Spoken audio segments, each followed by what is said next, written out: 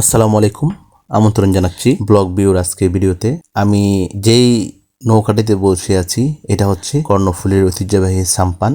কর্ণফুলী নদীতে এই সাম্পান এক সময় অনেক বেশি দেখা যেত, তবে কালের পরিবর্তনে যুগের পরিবর্তনে নতুন অনেক কিছু এসেছে। এই সাম্পান আস্তে আস্তে হারিয়ে যেতে বসেছে। হাতে টানা সাম্পান, এই যে দেখুন নদী পারাপারের জন্য এই হাতে টানা সাম্পানগুলি একসময় খুবই জনপ্রিয় ছিল। অনেক কষ্ট, যারা এই হাতে টানা সাম্পান চালান তারা অনেক পরিশ্রম করেন, যেহেতু দুই হাত দিয়ে শ্রম দিয়ে এই নদী পার করে তারা। তো আজকে পার হচ্ছিলাম কর্ণফুলী নদী, সেখানে দেখলাম হঠাৎ করে হাতে টাঙা যে সাম্পানটি, তাই সেটাতে উঠে গেলাম।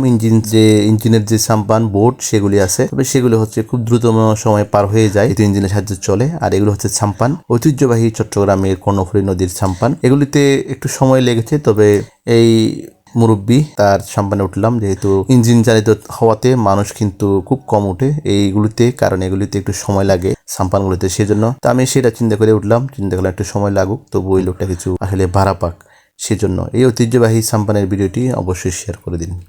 এমন হাতে টানা সাম্পান দেখলে অবশ্যই উঠবেন। এই সাম্পানগুলো বেশিরভাগ দেখবেন বয়স্ক লোকরাই চালায়, কারণ তারাই পুরাতন ঐতিহ্যগুলি তারাই ধরে রেখেছে।